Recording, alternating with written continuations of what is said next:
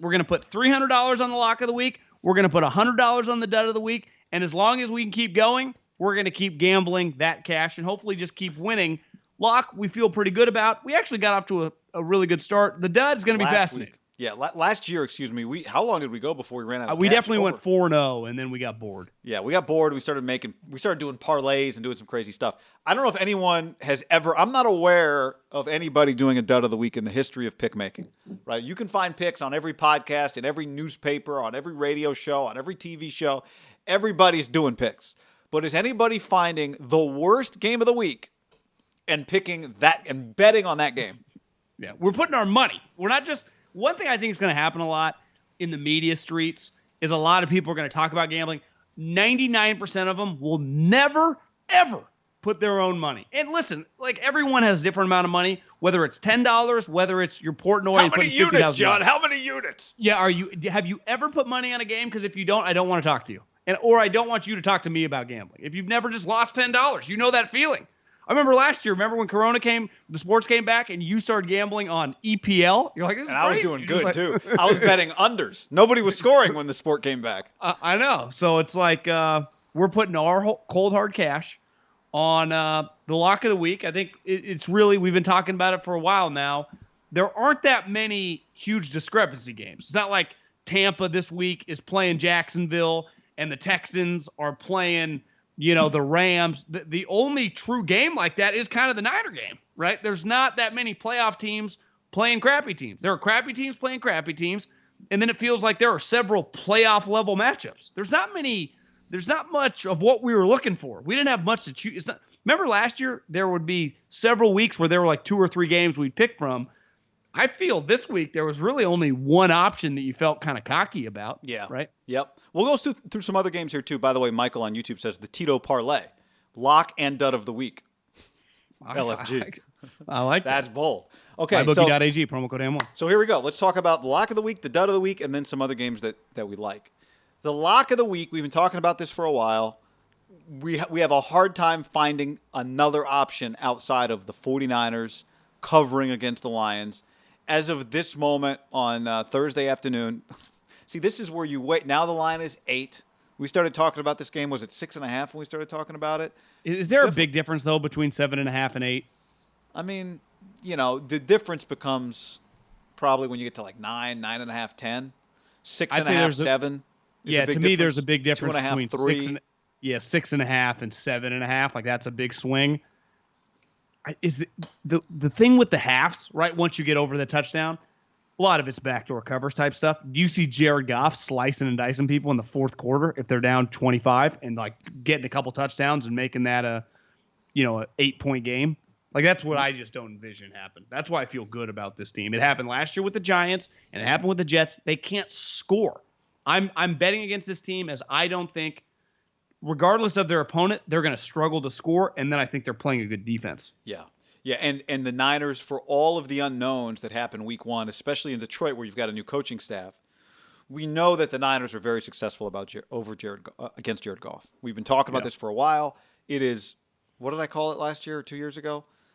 Gimme, basically. It's an automatic when this Niners defense plays Jared Goff. It's just he is, like most teams, you struggle against more mobile quarterbacks that can create outside of the pocket. That's not his game. The team around him is not as talented as it was with the Rams, and they had success against him in the Rams too. Voted team captain in Detroit, again, Motor City. Look, John, I'm trying to who wasn't voted a team captain? Tua. Yeah. Mac Jones, rookie, but Trey Lance, Jimmy Garoppolo was. Yeah. There's just not a lot here. Now, DeMeco Ryans' first game as a defensive coordinator.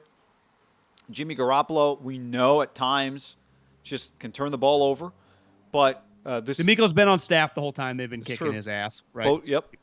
You got guys back. We don't know defensively. Is Josh Norman starting at corner this week? Like, what is that going to look like? Luckily, Calvin Johnson ain't walking through that door, right? Like, that's part of my thing. If they had Marvin Jones, if they had Golden Tate, they had Calvin Johnson, be like, this is kind of a weird matchup. Remember when the Niners played them the game before Jimmy tore his ACL against the Chiefs? And they almost lost, and Jimmy threw that pick six. That Stafford team, though, they just had weapons. That was a scary, kind of shittier team. That, to me, this does not reflect that. I also think this. Now, week 1 isn't a great barometer for this, but big picture, they are trying to reset, right? They are trying in a football way to do kind of a hinky.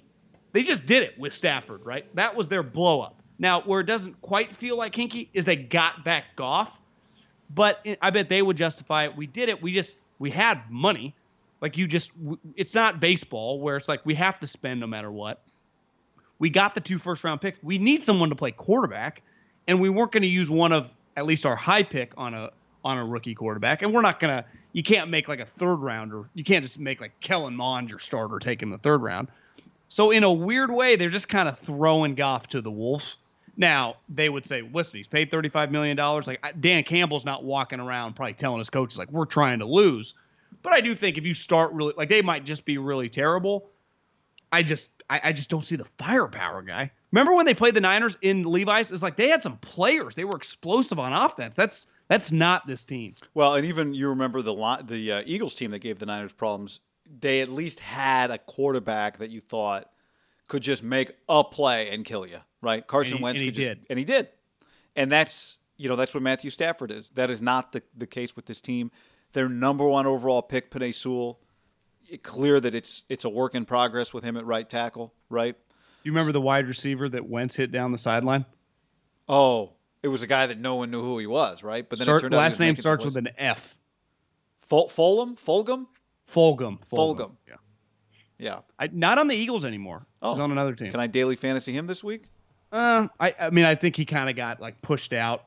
Like he just wasn't good enough. That was like his high water mark. Remember, he was like an undrafted free agent. It was an incredible story. He had like a 3-week stretch where he had like 3 straight touchdowns. But I think that's maybe where his career peaked. Yeah, I don't know. I saw an article from 3 weeks ago that he's on the bubble, so maybe they cut him. He could have his game, but I hope he's not on the roster next week when the Niners play him, from the Niners' perspective. But okay, there's our lock of the week then. There really wasn't a lot of other consideration here. That Bucks line for Thursday night got big fast. We weren't going to do the Thursday night game. A couple other games that are intriguing. Well, let's dive in before we do. You want to do dud of the week, and then I say we do dud of the week. So you and I argued the other day about what's a worse football game, what's a less interesting football game: the Giants game against the Broncos, or the Jags game against the Texans. I said I think Jags Texans is more interesting. You said you think Broncos Giants is more interesting. While we disagree there, we both agree the dud of the week is Jags Texans, because that game is just. I think it's about Trevor Lawrence that makes the game interesting, but that has the potential. I think that's a worse game. We agree on that. So that's the game we're betting on.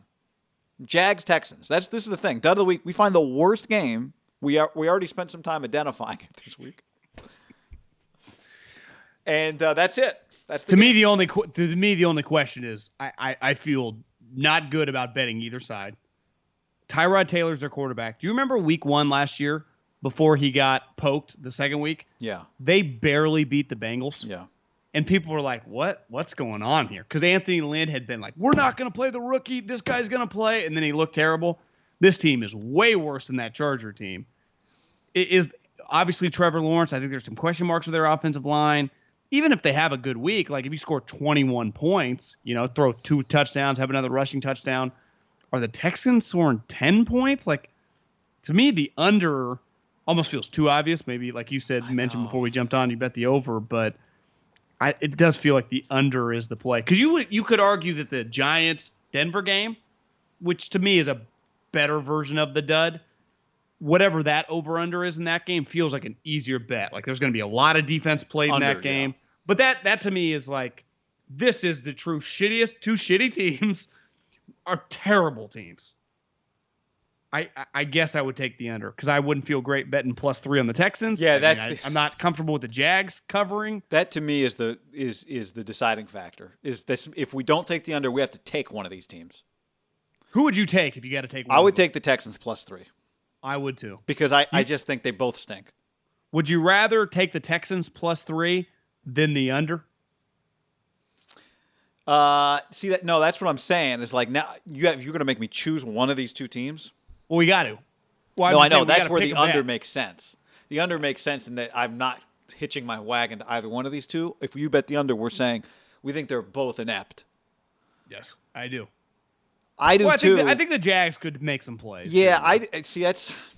But are the Jags scoring like 28 points? Like, think of what it takes to get to the over. Like 28 to 23. You know, I mean, it takes some points. Is that? I'm way over now, huh? It would take 23, 22. Right. Like, that's a lot of points 21. In that type game. Yeah. Yeah, under. Okay. Could be some pick sixes and fumble sixes, though. That could get us some points. But you can't account. I mean, yeah. What are you going to do with that? This is the nature of. So we're going Niners minus. You said it's 8 now. It's 8. And again, we said we got to wait till Sunday to make sure something weird doesn't happen. But you could argue lock that one in, because is there anything that could happen that? I mean, Jimmy could fail a corona test. So Sudfeld's the quarterback. I still might take the Niners to cover. Would be a little more nerve-wracking. Trey Lance has been throwing. Maybe it's Trey Lance.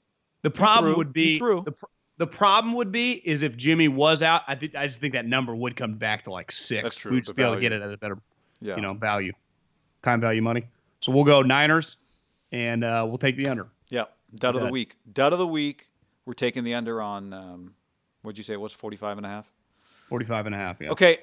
Any other games that stand out to you that you like? We don't. You could argue. You could argue we lock in the under, because the only chance, like if one of those quarterbacks got knocked out, that number could come down. It's a good call. Yeah. Okay, let's lock that number in. So 100 on that game, 200 on.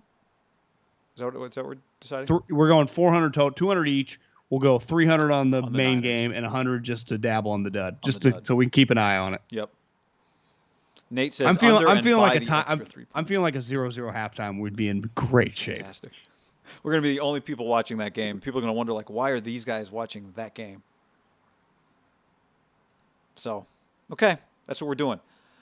Any other games stand out to you? I'll tell you one I like. New England -3 against Miami. I know it's Mac Jones' debut. I don't love that Tua, not the rookie, was not named a captain of the Miami Dolphins. I don't love that they've been spending a lot of time trying to replace their quarterback. I do wonder if people are a little high on Miami given last year, that maybe they a step back candidate this year. I think they might be. So their quarterback, their coach against Mac Jones is scary, but Bill against Tua is scary. So I like the Patriots -3 against Miami. There's one. I love it. I mean, to me that feels like a lock. I mean, if I was big bankroll, like if I was in Vegas this weekend, I would probably take a decent amount of money out of the old savings account and maybe plop that on that game. The game I really like, Vikings at the Bengals. I mean, I just think the Bengals. Is that one 6.5? I saw a -3. Oh, okay. I mean, that to me, if I wrote it down wrong, because -3 feels like -3. I mean, the Vikings are just good. I mean, they have really good players. I don't know if you saw the report. Now, Jamar wasn't happy with it. That said that, he's not used to the non-white laces and not being able to see. Like, there's just a lot of weird stuff going on with the Bengals. I'm not saying the Vikings, they could have a bounce back. But they're just way more talented than the Bengals. They should win that game by a touchdown. I'd be a little alarmed at this point. I'm a little alarmed. You know what I thought when I read that story about Jamar Chase? I felt sad. Like, I hope that's not the way this goes, is that we spend a year talking about Jamar Chase can't catch. That would be sad. Now, maybe he's just rusty. He said, maybe I'm just rusty, took a year off. I hope that's not.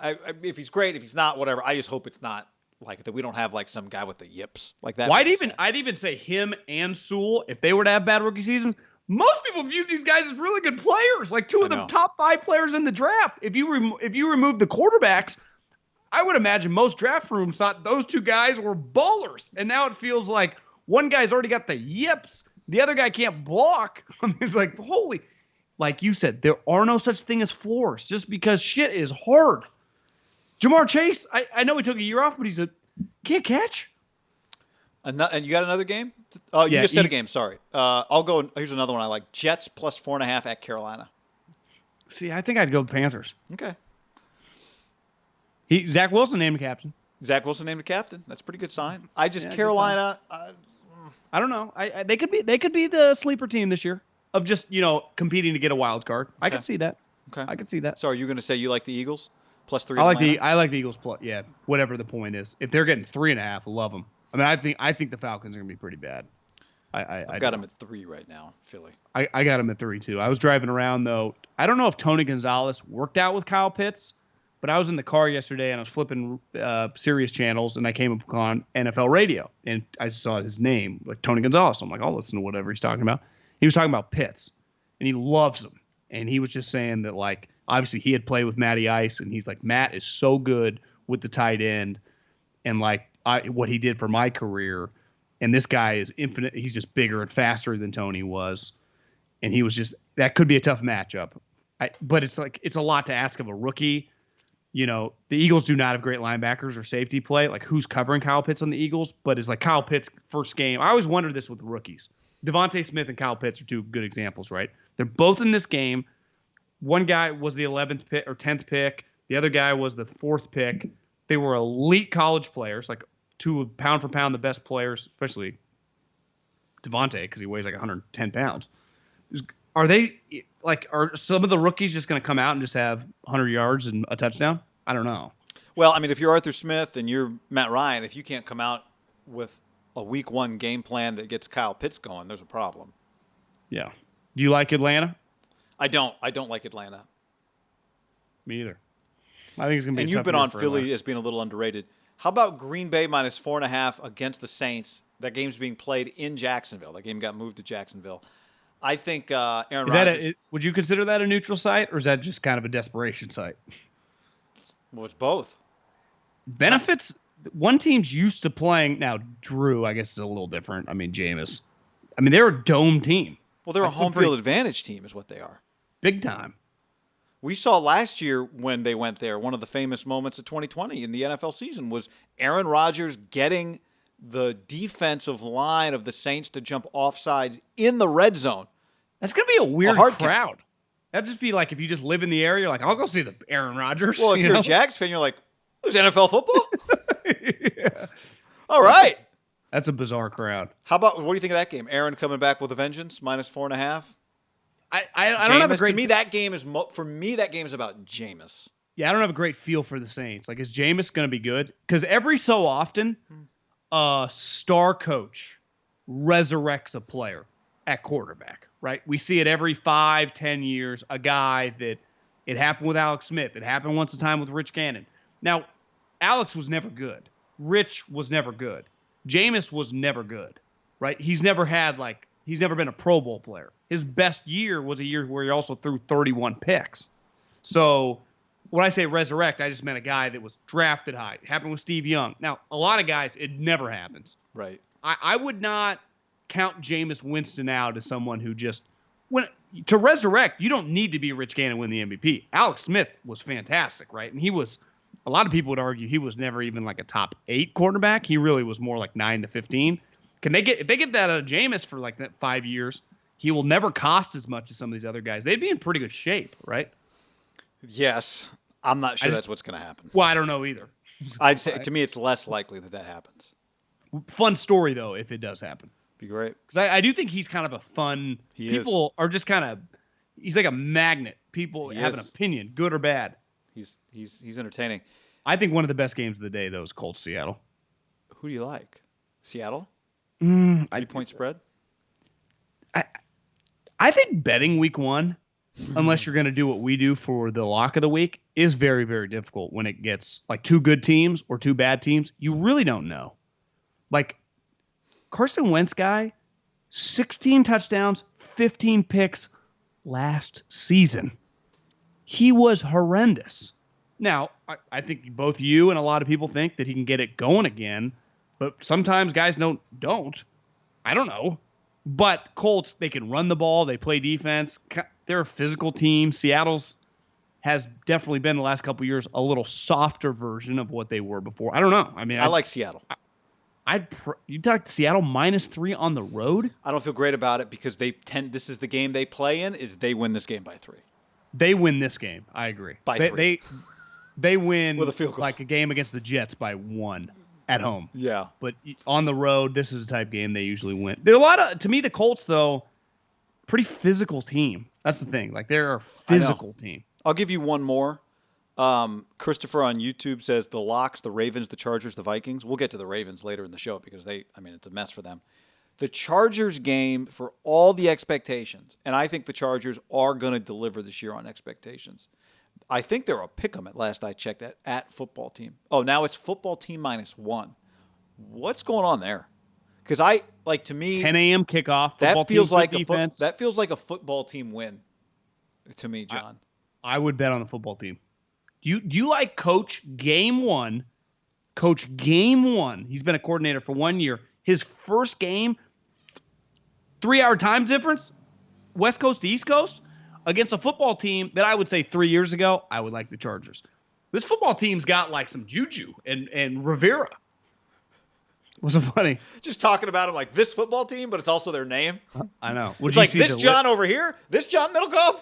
Did you see they found like they whittled it down to like 4 to 5 names? What are they doing? Like, guys, make it a game, call it The Bachelor, do it every Thursday night on local TV, and name your team before the season starts. What are you doing? But the football team's still alive. You see, they're on the list. Yeah, well, I would name a football team. But what are you letting this drag into the season for? Like, this should have been off-season footballteam.com content. Presidents is the worst one that I saw. You cannot name them. They're all bad. They're all bad. That's the thing. There was one that wasn't bad, like the Red Hogs actually wasn't. Oh, yeah, terrible. Red Hogs is the one I like. I like Red Hogs, or just Hogs. They can have the same Hogs logo or as Red Ham. Hogs. If they don't take Red Hogs, we should use whatever logo they had for our new Ham logo. You want to just email Dan Snyder, see if we can just have it? Yeah.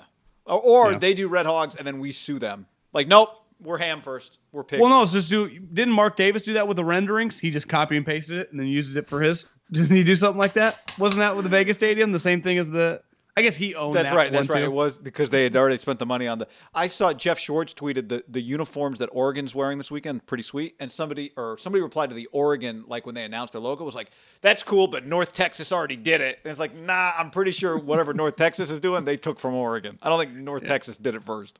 What's the color they using this week? It's all Yellow? white, but like bright green with like green wings, and looks pretty sick. Yeah. Well, you better play well. Yep. Anything?